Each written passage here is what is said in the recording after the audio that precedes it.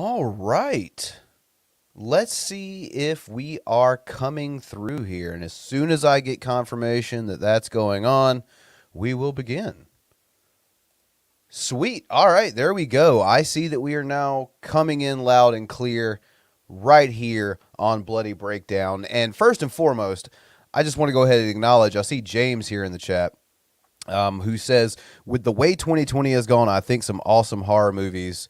And he also says, including Jackass 4, which I'll agree with, is part of our reward for persevering. Right? Fucking right. It's been, I don't think there's a single person in humanity that appreciated the year that was 2020. And now that we are 3 days removed from that year, we can kind of not necessarily breathe a sigh of relief, maybe to a certain degree, but a lot. Let's just take a minute. We don't have to think about any of the major problems of the outside world right now. Let's just take a minute and understand that we were supposed to get a lot of films last year that, for totally understandable reasons, we weren't able to get. Now, a lot has changed, and some things haven't changed since then. But what we do know is that these production companies, these movie theaters, they're going to be trying to get back on with making some money in 2021. And I think they're really leading with some good, their best foot forward to do so. So I think it's a good time to talk about some of the theatrical features that we as horror fans can look forward to in the year 2021 now that it is finally here. I know there are a lot of, with the vaccine out there, you're probably going to see more movie theaters opening up. And you have some companies that have straight up come out and said, look, if this shit isn't under control by 2021, we're just going to release it VOD, over the top, what have you.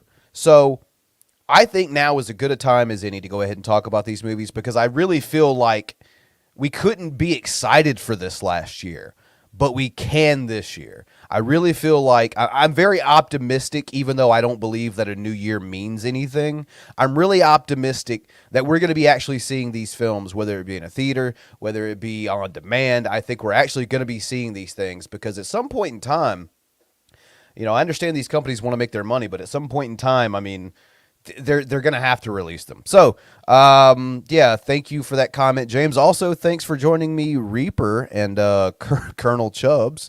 Thank you all for joining. Let's go ahead and jump right in and talk about the first film that, and by the way, what I've done with this list here is I've went through and I've comprised a list of all the films that I could recall or I researched and remembered that were coming out this year as far, of course, in the genre of horror. And I'm going to start, what's up, Druid Lover? And I'm going to start with films that have release dates. And I'm going to go through the year, chronologically according to that release date. When I'm done with that, we're going to go over some films that are scheduled to be released this year but haven't received a release date. And then we're going to go into some films that are said to be released in 2021. So I'm going to cover the entire spectrum the best I can. I'm going to try not to drag this on too long. But yeah, thank you all for joining me. Share it out. I don't stream a lot on this channel, so I appreciate everyone joining me. So first and foremost, let's go ahead and talk about this one, ladies and gents. This is Wrong Turn. Now, I know some of you are probably familiar with the Wrong Turn franchise. If you're anything like me, you probably enjoyed the first 2 or 3. I think they're up to 7 now at this point. And the sequels have gone way, way off the fucking deep end. It's gotten really, really crazy. And you see how these films started, and it's gotten what I would consider crazy. So, just saying, what a downward spiral it's been. Before we jump in, Cody Ray says, I'm looking forward to Halloween Kills the most this year. I think I am, too. The only thing about that is if Scream had kept its original release date at the end of 2021, I'd be on the fence about it. But considering it is now a 2022 film, I can definitely say I'm on board with you there, Cody. So, this Wrong Turn film is indeed a reboot / remake, as we've heard a lot in the past. So they are going to be they're starting over, which is good, I guess. You've made 4 or 5 sequels at this point that were bad. And it's not like these films were like masterclass type material in the first one or two that were actually pretty good. So, Wrong Turn, we're going to be getting on January 26th, actually. A trailer just dropped like a week and a half, 2 weeks ago, something like that. So I'm actually interested in it. So January 26th is when this one's coming out. The writer is Alan B. McElroy. Now, some of you may not know who that is, but he is the writer of one of my personal favorite Halloween films, which we were just talking about that franchise earlier, Halloween 4, The Return of Michael Myers. In my estimation, was a really, and this is why I'm looking forward to Alan McElroy doing this, because with Wrong Turn, he's taking a franchise that has kind of gone off the rails, and he's trying to bring it back to what it once was, and perhaps even better. And I think he did that with Halloween 4 because, you know, whether you like or dislike Halloween 3, I personally feel like it was a good movie, but you have to admit, it was definitely off the rails from what the franchise was supposed to be. And I think he pretty successfully brought it back to what it was supposed to be. And I think 4 was a good follow-up to 2. I think he did a really good job pinning that. So it's going to be starring Charlotte Vega, who you may remember from Rec 3. Genesis, I believe, was the subtitle. You adore Daniel Harris. I do too. I'd love to see Daniel Harris back into the Halloween franchise at some point in time. My idea, and this is a little off topic from what we're talking about here, but I thought it would be interesting to see after we do this Jamie Lee trilogy, I guess I'm going to call it, of Halloween 2018, Halloween Kills, Halloween Ends, which is basically another way of saying, hey, what could have happened after Halloween, the original Halloween? I think it would be interesting to see what could have happened after Halloween 4 with Jamie's character. Taken in a different direction. But, you know, will we ever see it? I don't know. What's up, Geek Room? What up, Frank? Folks. So, starring Charlotte Vega from Rec 3 Genesis and Bill Sage, who actually was in American Psycho back in 2000s. Another one of my favorite films. So the synopsis we have for this one so far is as follows. A team of friends are hiking in the Appalachian Trail, which, by the way, I was just there recently, and I could have told you not to go there. Those people are fucking spooky to begin with. So a team of friends are hiking on the Appalachian Trail only to be hunted by the Foundation, a self-sufficient community of people who have lived in the mountains for hundreds of years and have become extremely hostile to outsiders. So it's I don't think in the trailer we've really seen what these people are going to look like as far as their actual features. They seem to be covered by various, animal bones and skins and things of that nature, which I think is pretty good for the mystique of the film itself to kind of keep some things in question. So I'm looking forward to it. I think it's a pretty bare bones synopsis, but I think it's enough given with the trailer to hook me in to see what they're going to do with this, because I got to tell you, I've not been satisfied with the last 3 or 4 entries in this franchise whatsoever. They've been gross. If you're looking for gross stuff, maybe it's enough to get you where you need to be. But as far as a good film, I haven't seen one since maybe 2 or 3. Something that I really enjoyed. So I'm looking forward to this one.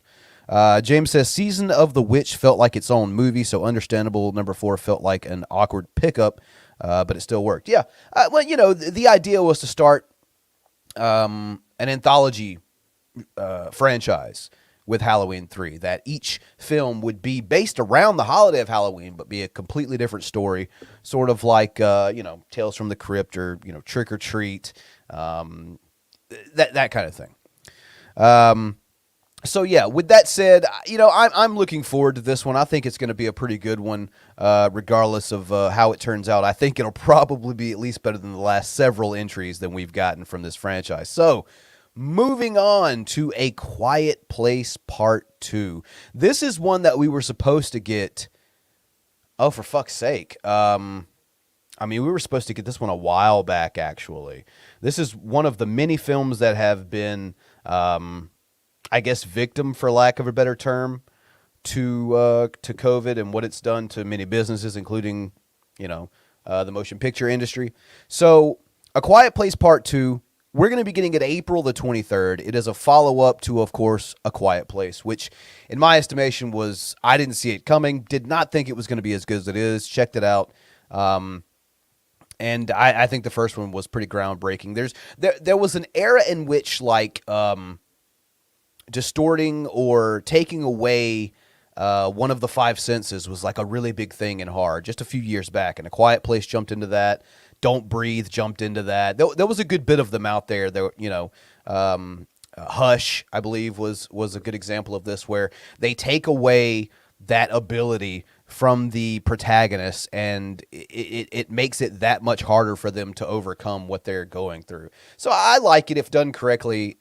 Maybe I shouldn't say correctly. If done right, or if done in an entertaining way, I think it's awesome. So A Quiet Place Part 2, like I said, that's April the 23rd. We're going to be getting this one, of course, written and directed by John Krasinski, who I'm sure most everyone would know from The Office.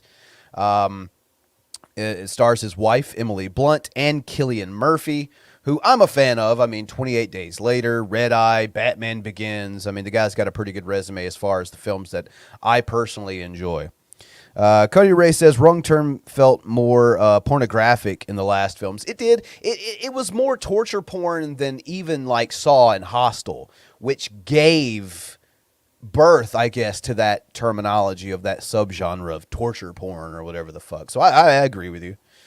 It was less. It didn't have as much substance to it, which I'm fine with gore if we got a good story, if we got some substance, if we got some characters, good cinematography. Give me the gore. Fine with it. But if that's all you're coming with, fuck off.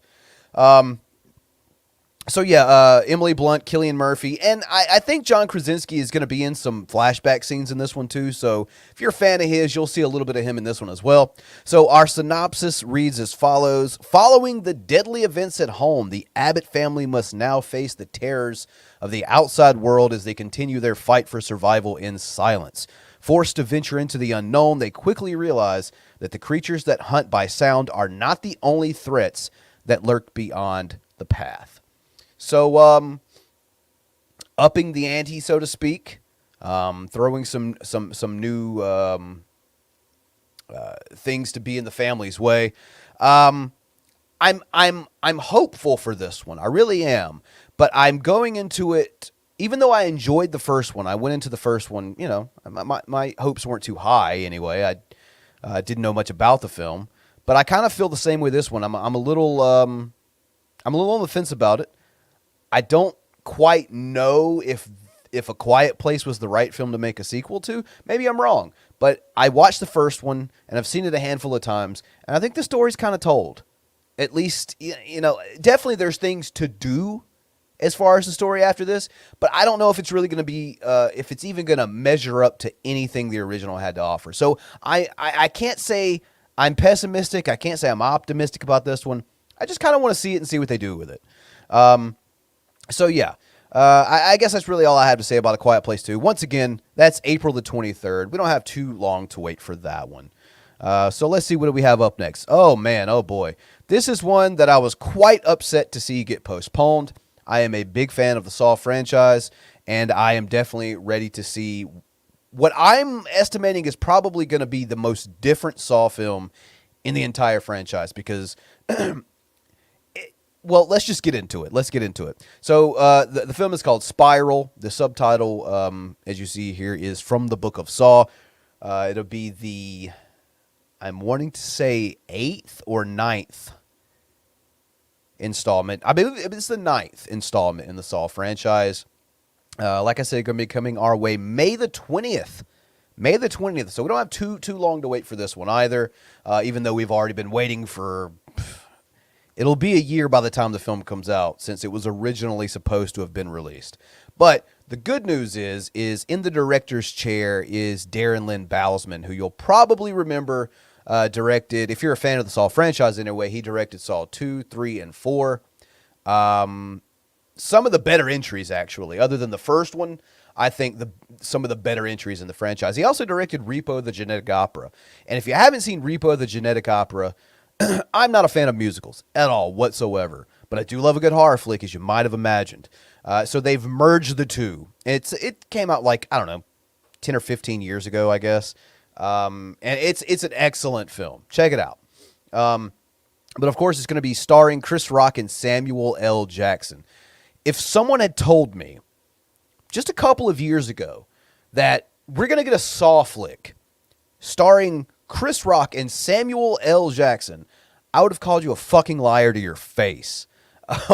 But I'm really interested in this, not only because of who is starring in this film, but the fact that this was Chris Rock's idea.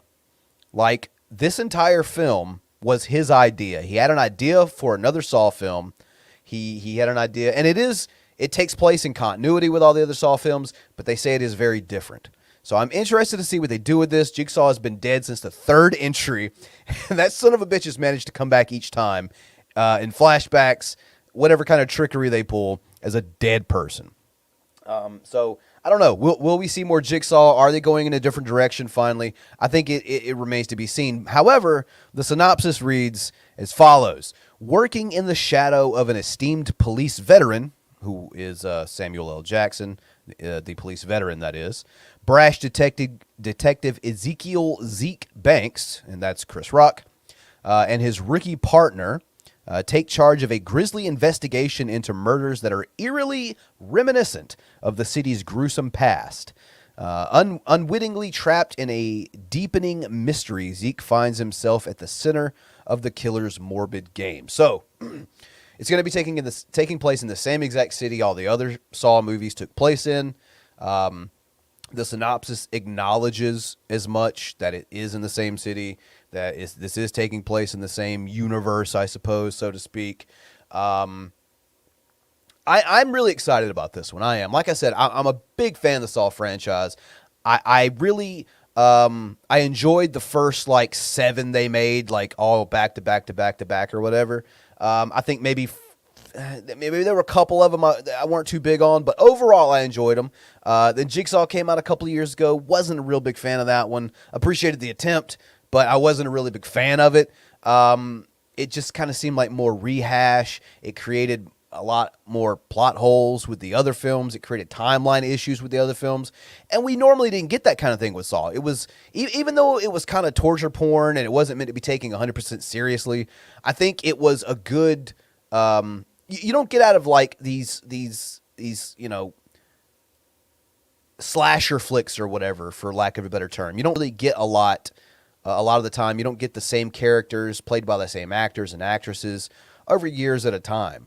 So I respected that, and I think Jigsaw kind of undid a lot of that. So I'm really excited to see what this one's going to do. I really am. And I mean, quite frankly, at this point, when you're looking at what the 9th film in the franchise, I mean, it's kind of put up or shut up at this point, isn't it?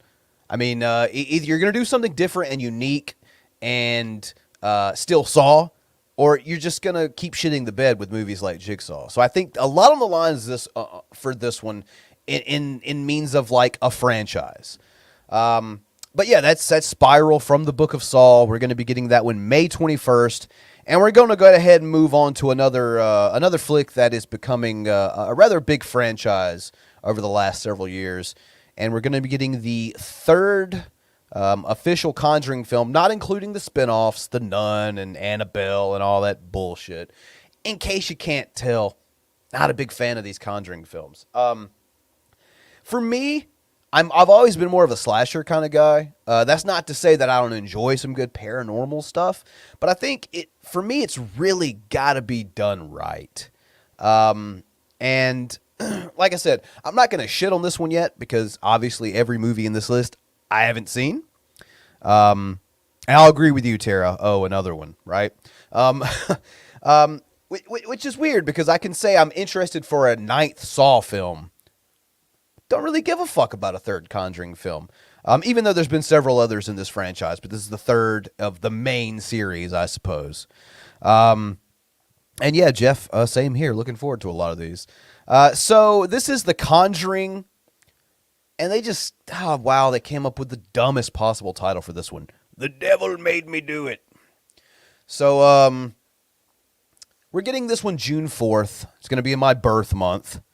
Can't say as I'm very excited about this one. But I, as a horror aficionado, connoisseur, if you will, I'll be giving it a chance, along with every movie on this list, whether I have good opinions or bad opinions going into it. So The Conjuring, The Devil Made Me Do It. It's going to be directed by Michael Chavez, who actually gave us another Conjuring spinoff film, the only one that I haven't seen to date. Excuse me. Which was The Curse of La Lorna, if I'm not mistaken. Note to self, don't make that voice anymore. It makes me cough. So it's going to be produced by James Wan. I'm sure most of you are familiar with him. He directed the first Saw film. He's had a lot to do with The Conjuring and a lot of more modern horror films other than that. But we're going to be bringing back Vera Farmiga. Farmiga, I believe that's how you pronounce her name. And Patrick Wilson reprising their roles once again. And, like I said, I can't be too enthusiastic about this one. I really can't. So Frank says, I've been watching them, but they are absolute dog shit. They are. When it comes to paranormal type horror films, like, they're hit or miss for me personally. And thus far, I run a channel, this one you're watching right now, where I talk about horror movies, and I call myself a critic. For whether I really am or not, I guess, depends on what your definition of that is. But I love the genre, and I really hate shitting on it. But I think when it's necessary, you just got to do it. You can't lie to people and tell someone it's a good movie. I've yet to see a Conjuring film that really, really drew me in. But James Wan. So the synopsis is as follows. The Devil Made Me Do It reveals a chilling story of terror, murder, and unknown evil that shook and even experienced real-life paranormal investigators in Ed and Lorraine Warren. Which, first and foremost, let me, on a side note, say, isn't it funny how a bunch of what appears to be con artists get their own fucking film series? I'll digress. One of the most sensational cases from their files. It starts with a fight for the soul of a young boy, then takes them beyond anything they'd ever seen before to mark the first time in U.S. history that a murder suspect would claim demonic possession as a defense. Yeah, because that's... if I get caught murdering somebody, I'm certainly not going to come up with a bunch of defenses that can't be proven or not proven, right? I don't know. I'll give it a shot. I really will. I'll give this film a shot. I'll check it out, and maybe I'll do a review on the channel. I don't know if it'll be spoiler free or not. I guess that remains to be seen. But we'll see. Not big into these. I'll give it a shot. I'll let you guys know if anyone else out there watches it. Give me your opinion on it as well. I would love to be proven wrong. I would love for this film to be fucking awesome. I would love for this film to be awesome, and I'd love to come back on this channel and be like, I was wrong. I'm a shithead. Here's why it was good. But I don't see it. Anyway, that's coming your way if you're interested. June the 4th. Let's see. Oh, he was possessed. Let him go, right? It's cool. He just had the devil in him. It's all right. All right, so up next, we're going to be talking about yet another sequel from a franchise that I got to tell you, don't know if I'm excited for this one. Anyway, it's coming your way July 9th, The Forever Purge, starring Ana de la Reguera, who's also in another film we're going to be talking about later on, Army of the Dead. That's coming out at some point in time this year on Netflix. Also, Josh Lucas, who also, as we mentioned earlier, this is another guy who is an American Psycho. Fantastic film. Really enjoyed it. And so, yeah, and with The Purge, this is another one. I won't shit on it like I did The Conjuring, but I'll say, like, I watched the first one, and I was really impressed. I thought it was a really good idea for a story. I thought that it panned out pretty well. I watched the film, and when it was over, I was like, okay, that was good. Now, I've seen the first two sequels. I don't think I saw the last one that they made, but that was really because I think the story is kind of dry. And it's mostly because, other than maybe one thing they've done with this franchise, it's the same shit every movie. Same shit every movie. And I don't feel like the bar gets raised quite enough in these films. And I think that's an issue because with an idea like The Purge, the bar could be raised in every film. And you could have something new happening in every film, and you could have new enemies, and you could have new objectives or whatever in each and every one of these films. And I just don't feel like they really reach to progress the story. I just think they want to pump out another movie that they know is going to make X amount of dollars, and that's kind of why I have an issue with this franchise. Yeah, agree. Purge is the Purge, right? And it's kind of the same shit every movie. Which is discouraging to me because I see the potential to be able to do more with this franchise. So, like I said, July 9th is coming your way, and the synopsis is as follows. It is the 5th and final installment. Now, I want everyone I want everyone to hear that, all right? This is the final fucking installment, you guys. Fucking cross our hearts, hope to die, stick a needle right in our motherfucking eyes. This is it. We're not going to make another Purge, right? Not going to happen, right? Right.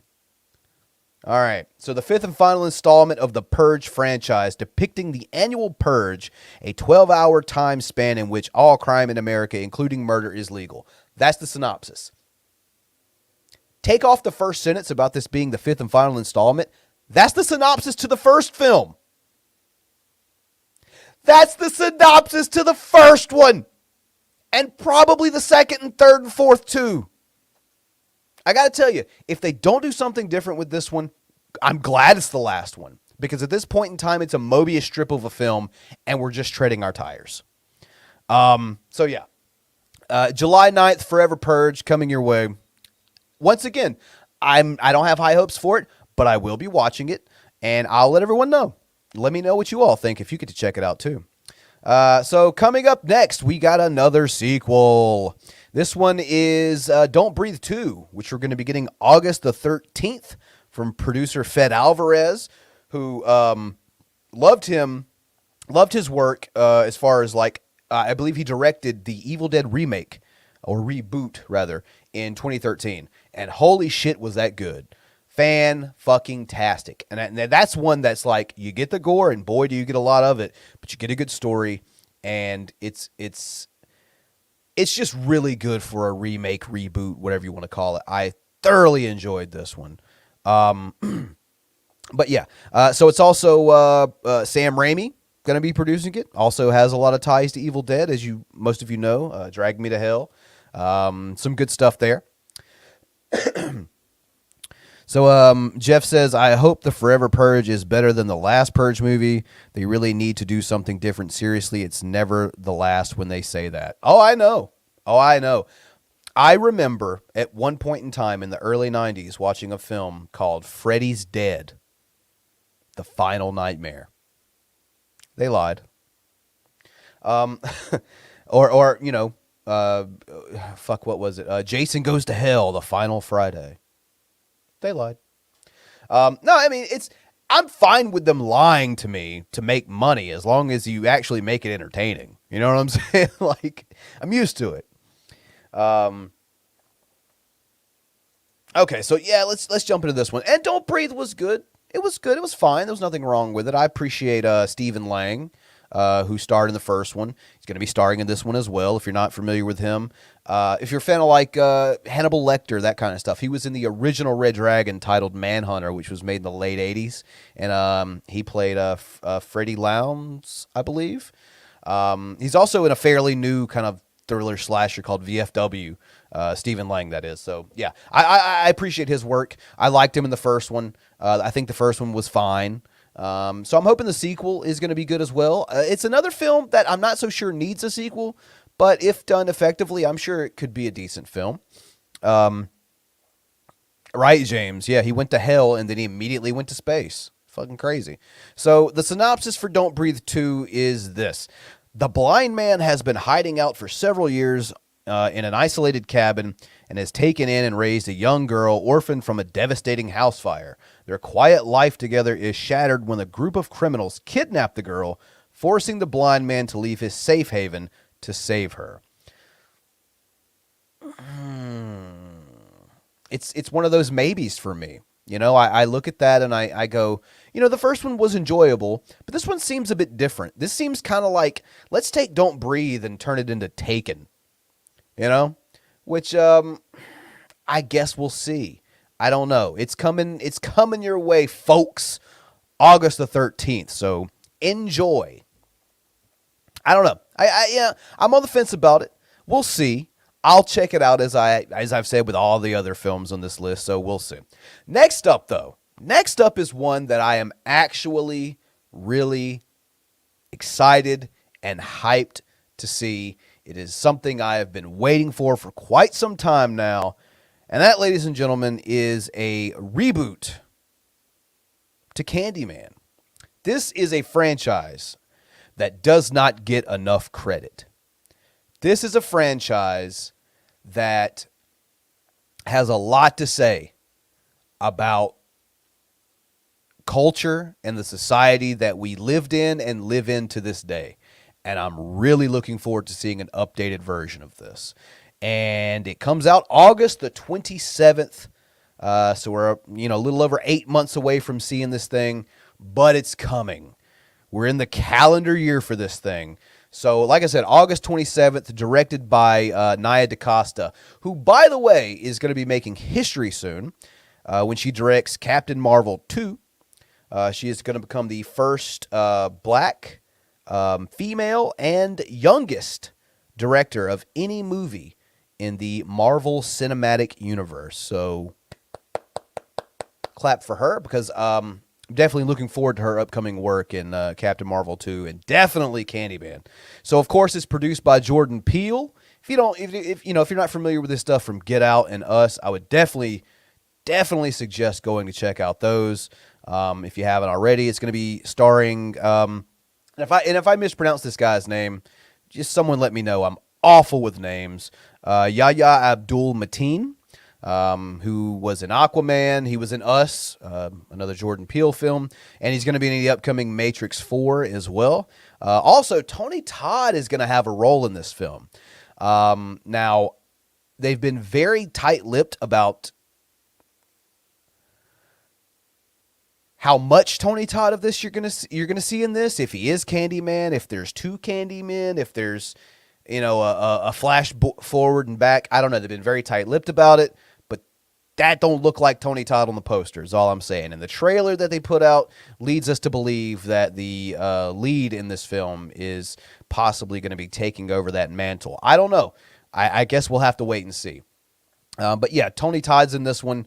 And holy shit, dude's a fucking legend. Between Candyman, Final Destination, Hatchet, the Night of the Living Dead remake from 1990, and just a laundry list of other things he's been a part of. Dude's a legend. The trailer does look good. It's already out. Go check it out. There's a couple of trailers. There is the actual trailer, and there's like a puppet type teaser trailer that was actually released after it was postponed, I guess to kind of keep people's interest generated on it. But we do have a rather long synopsis, actually, which is good because that lets you know there's a fucking story here. So it says, for as long as the residents can remember, the housing projects of Chicago's Cabrini Green neighborhood were terrorized by a word of mouth ghost story about a supernatural killer with a hook for a hand. Easily summoned by those daring to repeat his name 5 times into a mirror. The present day, a decade after the last of the Cabrini towers were torn down, a visual artist named Anthony McCoy and his girlfriend, an art gallery director named Brianna Cartwright, moved into a luxurious loft condo in Cabrini, now gentrified beyond recognition and inhabited by the upwardly mobile millennials.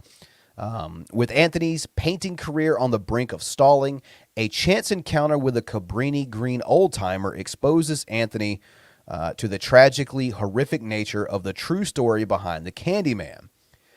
Anxious to maintain his status in the Chicago art world, Anthony begins to explore these macabre details in his studio as fresh grist for paintings, unknowingly opening a door to a complex past that unravels his own sanity and unleashes a terrifyingly viral wave of violence that puts him on a collision course with destiny. That's the best synopsis I've read throughout this entire stream. It is well written. It tells you enough. It doesn't spoil anything for you, and it lets you know that there is a story involved here. Ladies and gentlemen, this is for once again, I haven't seen the film, but everything I have seen about this film, this is how you do a reboot. And I'm literally coming right now to see this film. Jeff says, Tony Todd is Candyman. You can't replace him. It just wouldn't be the same. He's listed on like IMDb and Wikipedia as Candyman in this movie. But the trailer kind of gives me an indication maybe something changes. I don't know. Like I said, I don't know what's going on, but I've seen some things. Let's just say that. Tony Todd can do any role perfectly. Fuck yes, he can, Cody. He was even good in that shitty Scream Resurrection series that came on VH1. Like, he's the only good thing about that entire 8-episode, whatever the fuck it was. Grab a tissue, Bran. I know, right? You got to help me out here. It's bad. So yeah, I'm definitely looking forward to this one. This one is one, and once again, what date is that? August the 27th. I'll be the first in line to see this son of a bitch right here. Been waiting for a long time. I'm a big fan of this franchise. The original is a classic.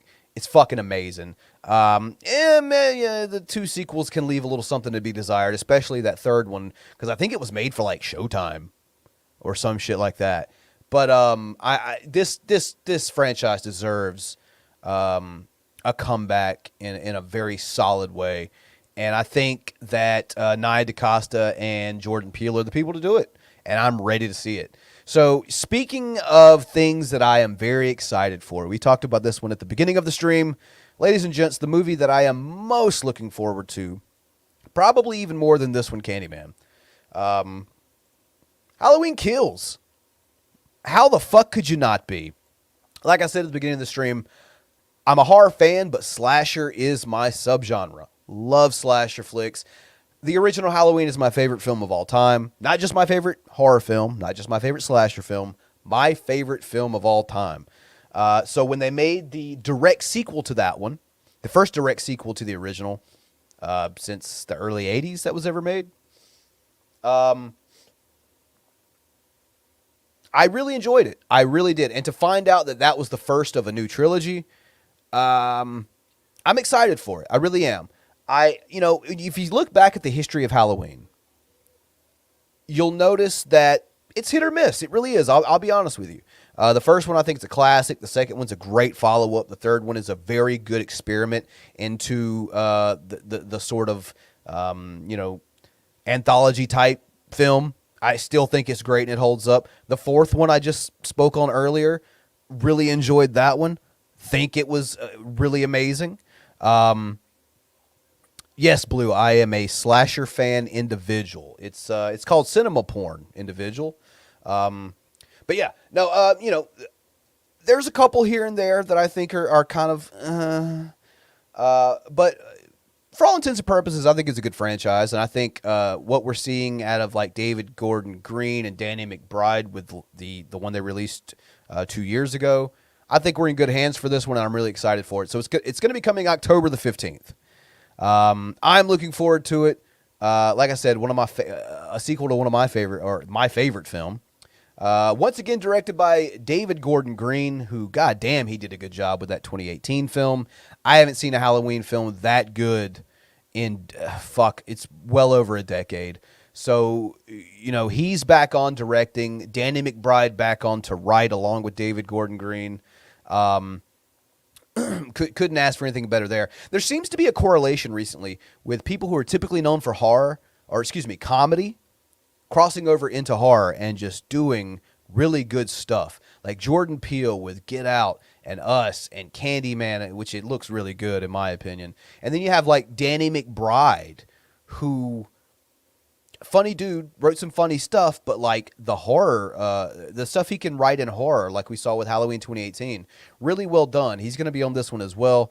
Once again, the soundtrack, the score, what have you, is going to be brought to us again by John Carpenter, his son Cody Carpenter, and Daniel Davies. That was probably like the biggest highlight of that 2018 film for me was the score. Big fan of John Carpenter, big fan of his films and his music. So seeing him back again doing the score for another Halloween film was just fucking right. Yeah, the Rob Zombie films were meh. I'll say the first Rob Zombie remake was meh. The sequel was hot fucking garbage. Yes, it was. Yes, it was. James Jude Courtney's the second best Michael Myers. He may very well, in fact, be. Good stuff, actually. Calling it now, Jim Carrey for Freddy Krueger. Get out, James. You get the fuck. I'm just playing. But yeah, this one's also going to be starring Jamie Lee Curtis, Judy Greer, Andy Matichak. Kyle Richards will be returning from the original. She was a little girl, Lindsay Wallace in the original. She'll be coming back. Unfortunately, the kid who played Tommy Doyle in the first one, he's a little off these days. So they recasted him with Anthony Michael Hall from like The Breakfast Club. I'm pretty sure some people out there know who the fuck I'm talking about.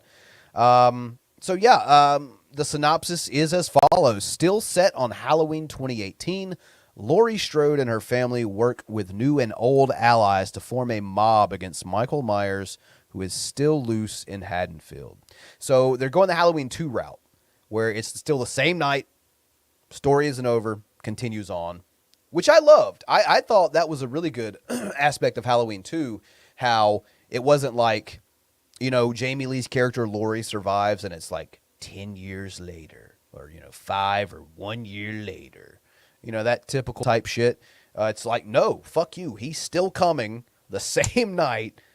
Get your shit together. It just feels like there's more. It feels like it's more impactful, and it's more like, oh shit, like this guy's really unstoppable. You know, why does he need to take a year break? You know? So what if it's after midnight and it's November 1st? Fuck it. So yeah. Would you like an anthology series about Allison from the new Halloween timeline? No. And I'll tell you why. I think the first film, the 2018 one that Blumhouse did, was like a setup, and her character kind of grew towards the very end of the film. I feel like this film, she's going to take more of a step up considering how the last one ended with her holding the bloody knife at the end of that one. I think she's going to become more of the protagonist.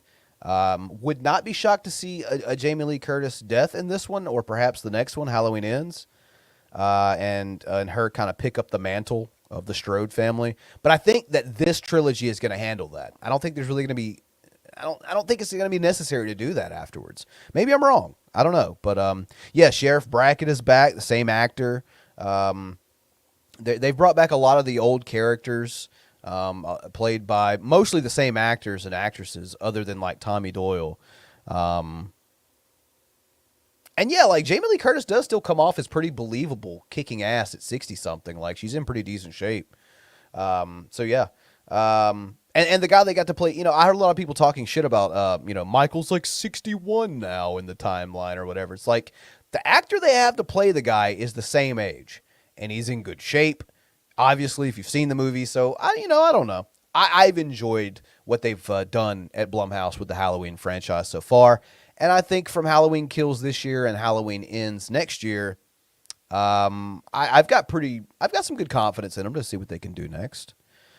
All right, so let's go ahead and moving on here. They're saying this is Laurie's trilogy. I think it's a passing of the torch trilogy. Now, obviously, I don't know that. I haven't seen Halloween Kills or Halloween Ends, but I think it's a passing of the torch trilogy. I guess we'll see. Time will tell. I don't know. Michael Myers is not human. He is a beast. And that's why I like Michael, because it's never really clear a lot of the time.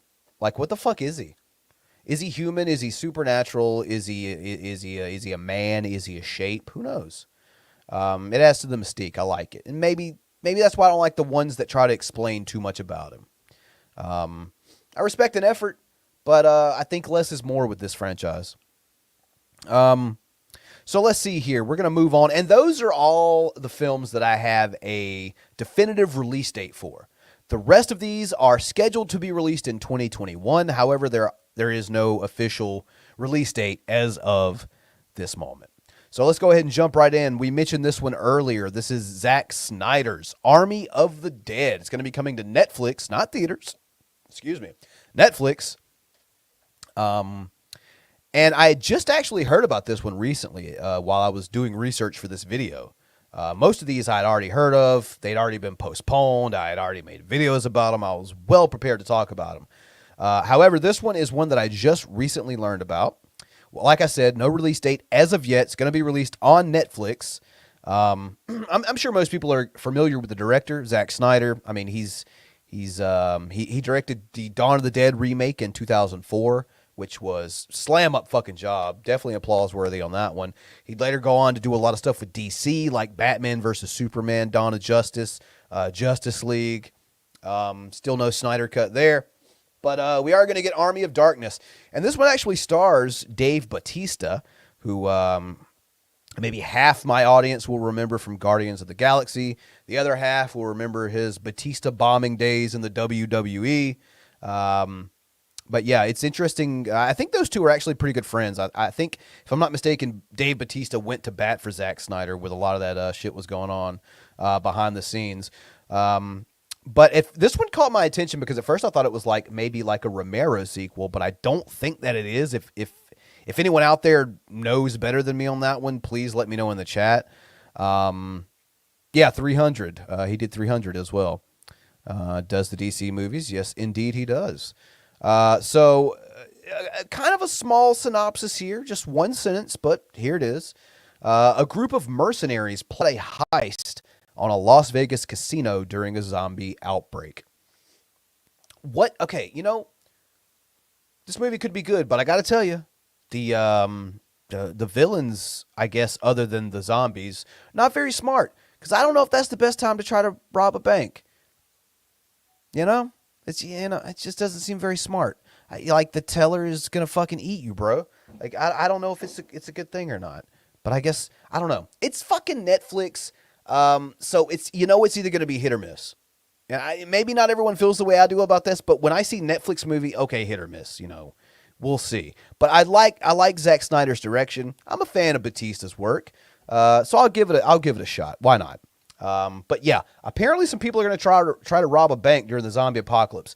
And my thing is this, is money even valuable anymore during the zombie apocalypse for you to want to rob, or it's not a bank, a casino rather, a casino.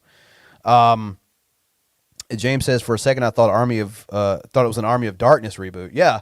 The title is very reminiscent of an Evil Dead or a Night of the Living Dead type film.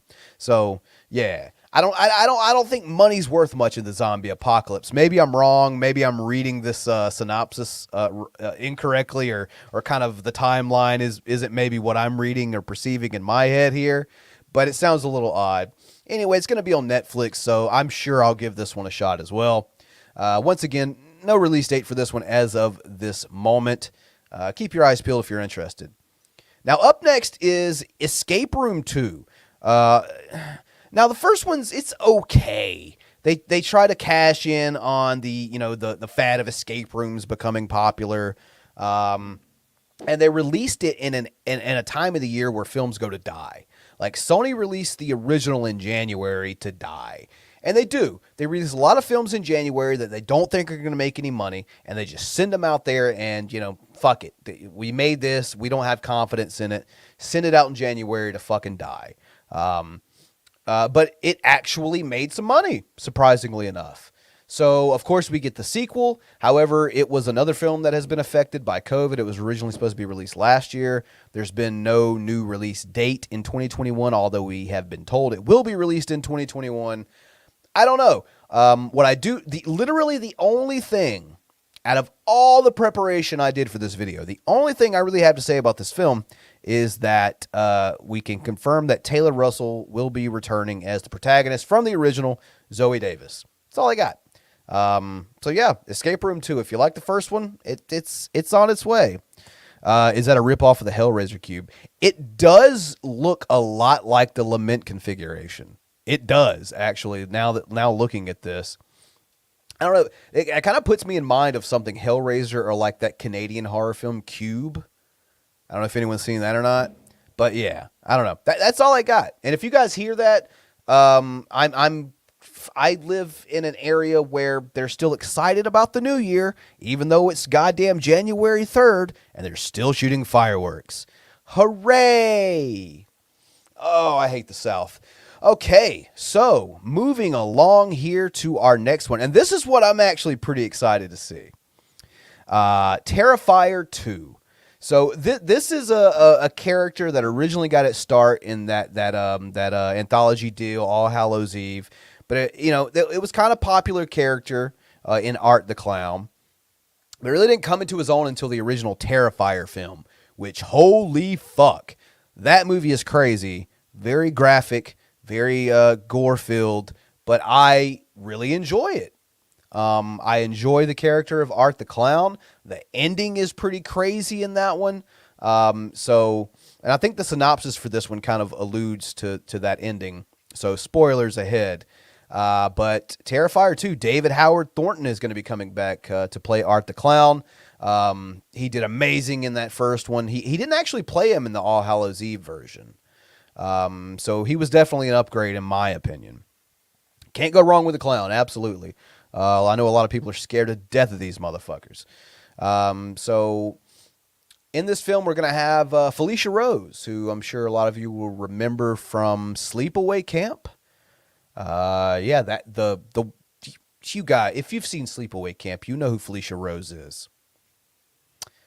That ending, yes. Also, Tamara Glenn from Halloween 5, who I haven't seen in anything since Halloween 5 in 1989. So it'll be interesting to see what she's up to these days. Glad to see her getting work, though. I'm not going to shit on her or anything like that. And, so, James, what are you saying? Are you saying something cringy in my chat here? If that clown eats cheese, would that be art and crafts? Get out for real this time, James. Goodbye. So the synopsis of Terrifier 2 is as follows. After mutilating sole survivor Victoria Hayes, doesn't make you much of a survivor if you get mutilated, I guess. But anyway, and committing suicide upon police confrontation, Art is resurrected by a sinister being a year later and begins a hunt for two unsuspecting siblings in the Miles County area on Halloween night. So kind of just recapping the ending and telling you, I guess, in one sentence where this thing is going.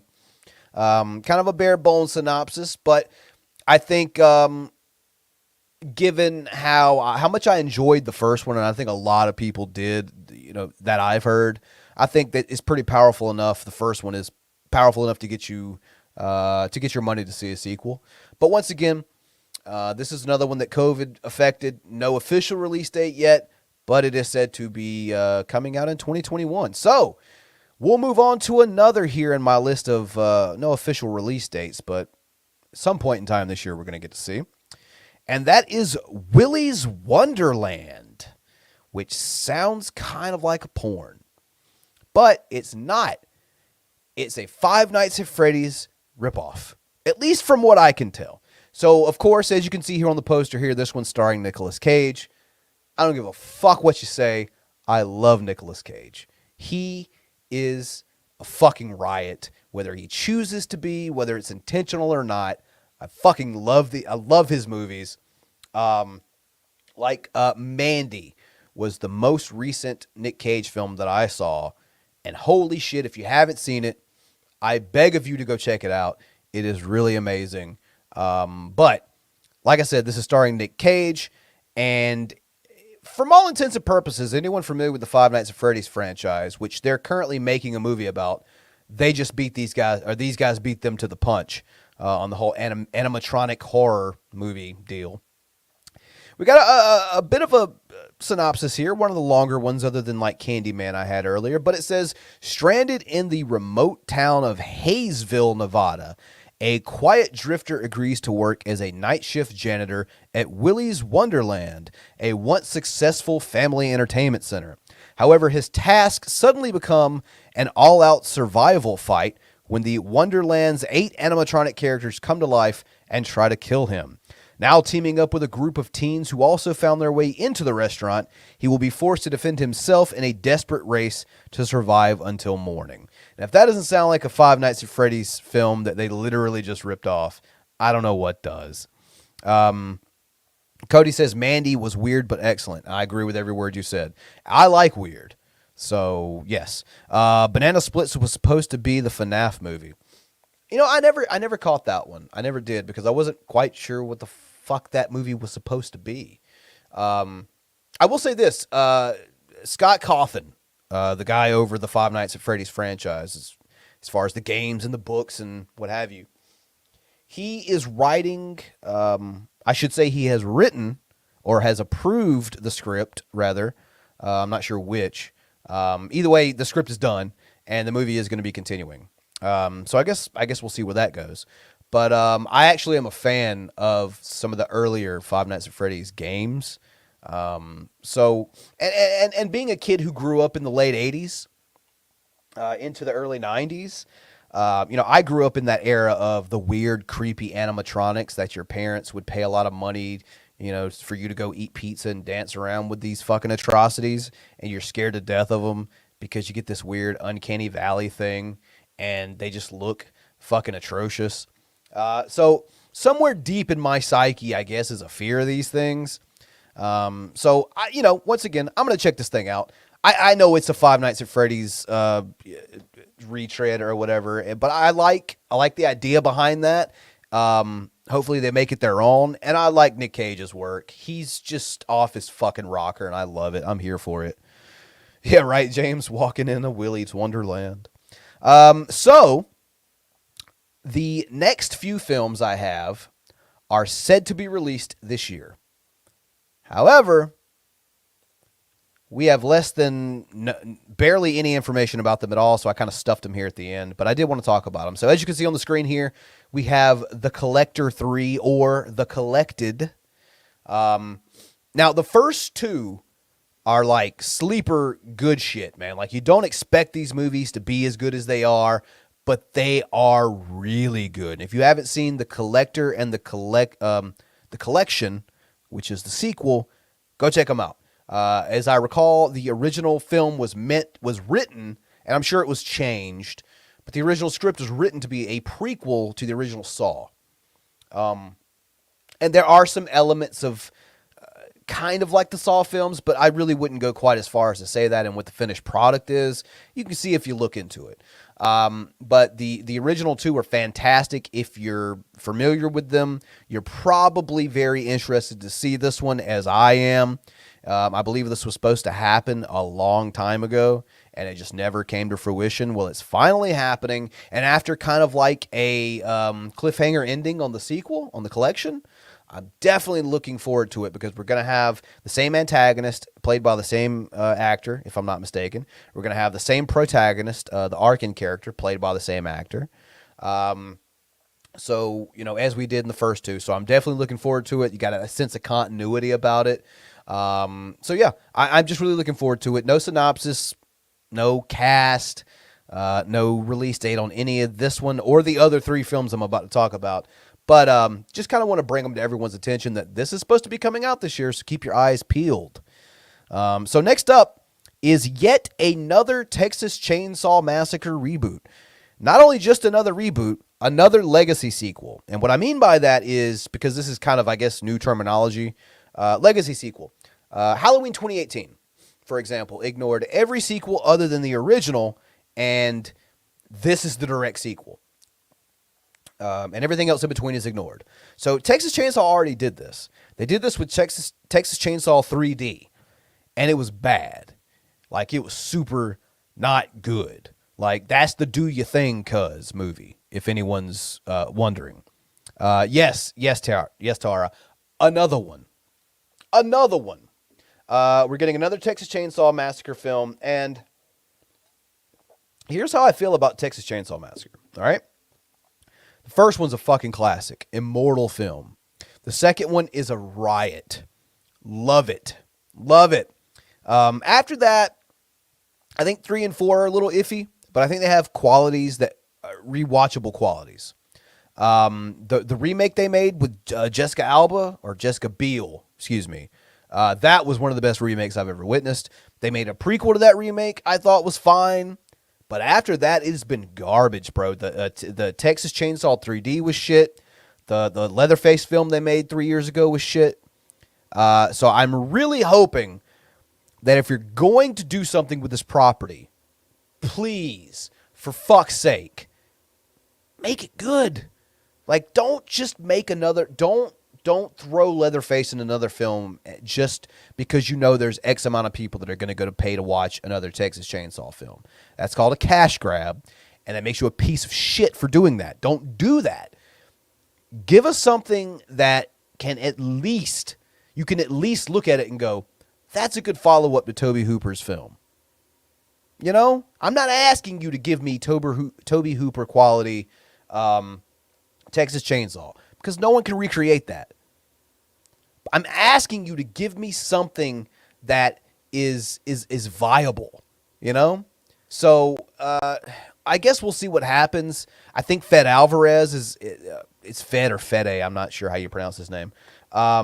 He's involved in this. Like I said, I'm a fan of his work. So I guess we'll see where this one goes. Up next, we got another sequel, ladies and gentlemen. Another sequel. And this is an unofficial poster, by the way. This is just the only thing I could find because this film was recently announced like a month or two ago. Hi, Samara. Paranormal Activity 7, and I'm sure it won't be called that. It doesn't even have an official title at this point, just like the Texas Chainsaw film I was just going over. Taro, for fuck's sake, right? Here's another one. Here's another film franchise that did this. Just fucking roller coastered all the way down. The first one was interesting. I think the second one was interesting, how they tied it back to it. The third one was a prequel. That probably should have been where they ended it. Because I gotta tell you, everything that came after, it just progressively got worse and worse and worse until you get like the Ghost Dimension and the Marked Ones. Those are fucking awful. So once again, I'm hoping if you're gonna let years go by and you're gonna let this franchise die because the last 2 or 3 entries were just fucking hot garbage, then maybe if bringing it back is the idea, I don't know, maybe have an idea. That'd be interesting. Fuck me, Brand needs to direct this shit. I'd rather write it. I would rather write it, but I don't know. I have ideas for and that's what's so frustrating, because like I'm not the only one. I'm not some kind of fucking genius. There are plenty of horror fans out there that have really good, solid ideas. I've heard people pitch on various social media outlets that are better than the actual films we ended up getting. So yeah, I mean it's there. Whatever. It's Paranormal Activity 7. Blumhouse is doing it again. It's Paranormal Activity is kind of like the they built Blumhouse in a lot of ways. They were responsible for some of their initial success. So I see wanting to go back to that. But once again, if you don't have a good idea for it, just leave it alone. Just leave it alone. But yeah, Paranormal Activity. Once again, no release date for this one. No information. It's just said to be released in 2021. All right, so up next, Insidious 5. I'm going to be honest with you. I watched the first 2, and I was done. I think the first one was okay. The second one, I'll take that back. I think I watched a little bit of the third one, and it turned me off from watching anything else. I didn't see any of the fourth one. But I will say I have heard good things about this one in that they are going back to the roots once again, bringing back the original creative team from the original first 2 or 3, I believe. I have to say I'm not like, jumping for joy to see this. But once again, my dumbass will give them my hard-earned money, and I will go and see, and I'll let all of you know if you don't feel like doing it, if it's worth it or not.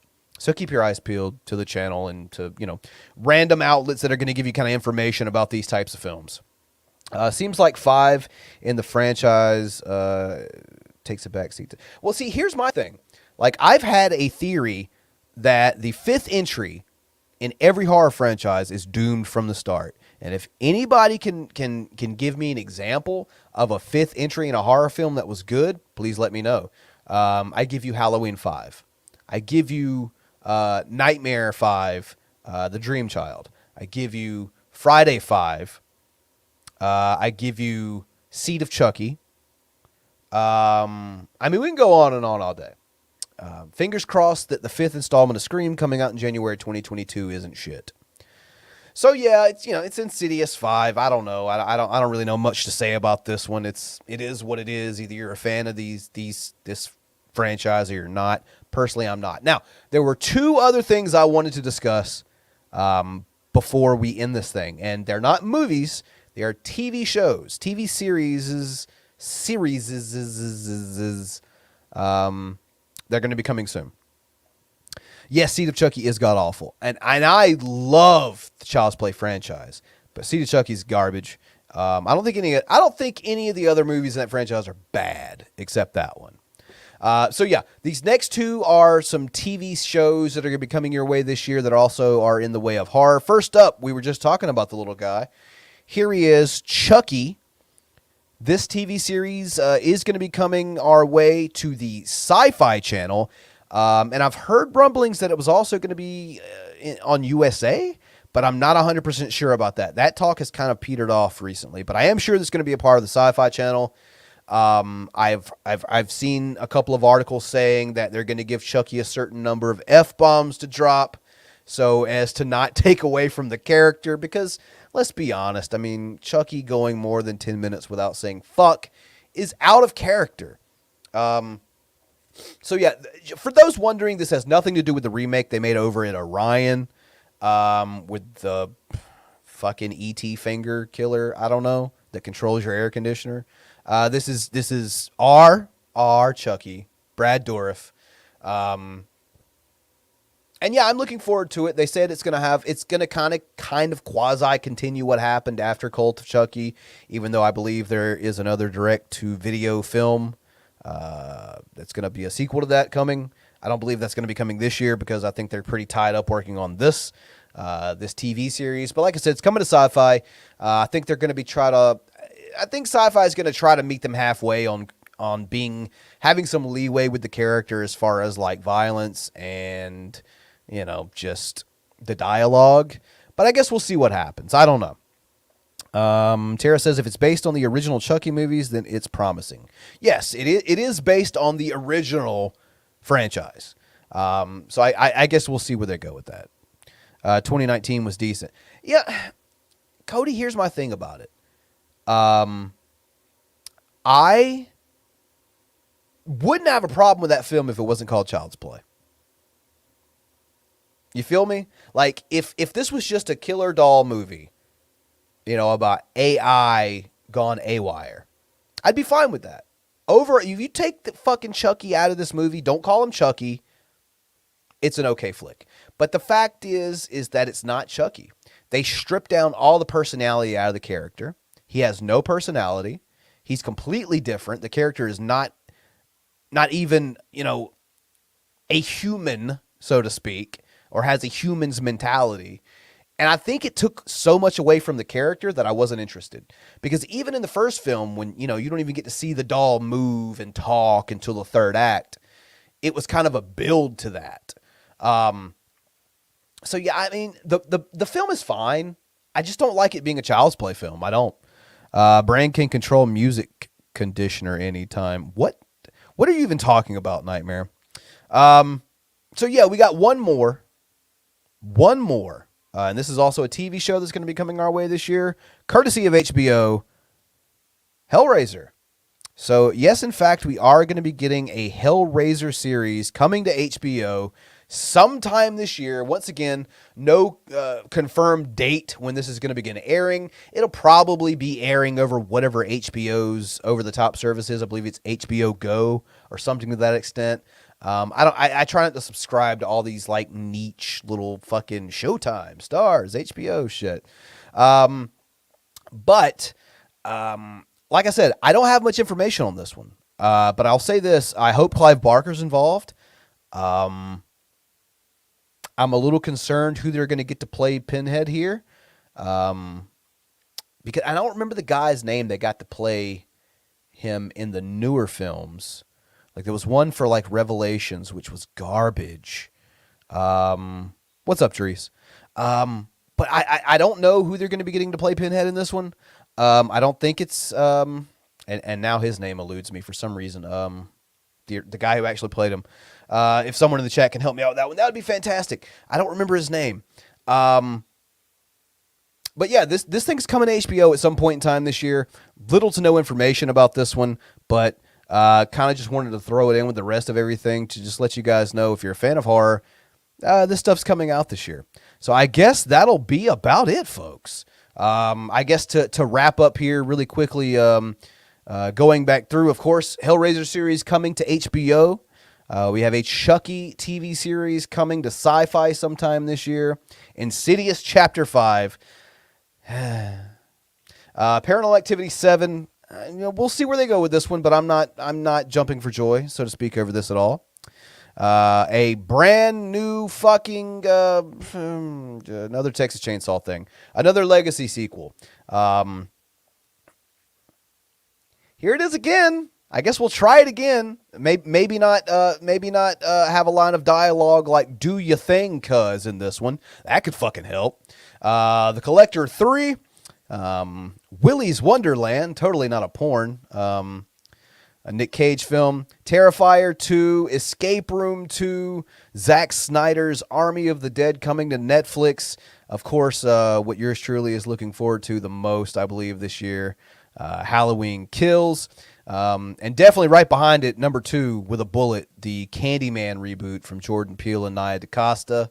Don't Breathe 2, The Forever Purge, because this fucking franchise is going to go on forever, and it's going to be the same fucking movie every goddamn time. I'm begging you guys, please, make it different. It's the same shit every time.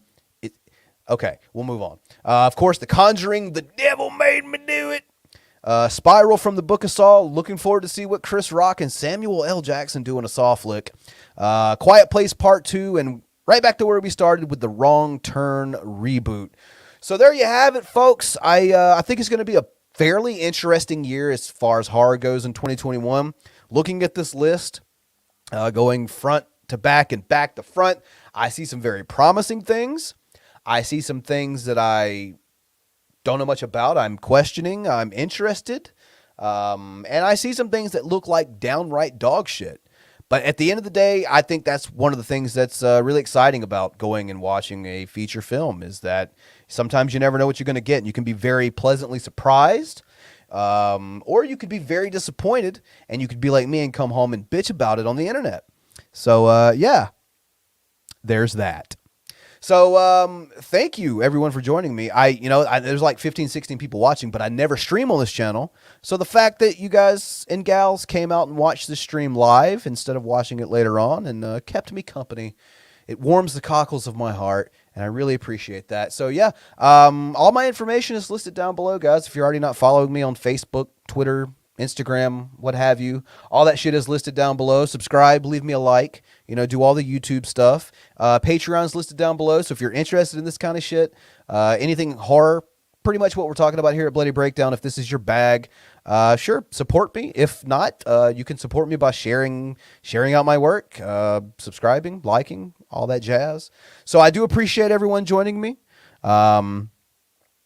I see many theater trips in Brand's future. I hope so. Nightmare. I hope that things are good to where I can do that. But if not, like I said, a lot of these companies are ready to release them over the top, on demand, VOD type stuff. So I'm here for that too. Give it to me however however you can give it to me. I'm interested to see some of these films.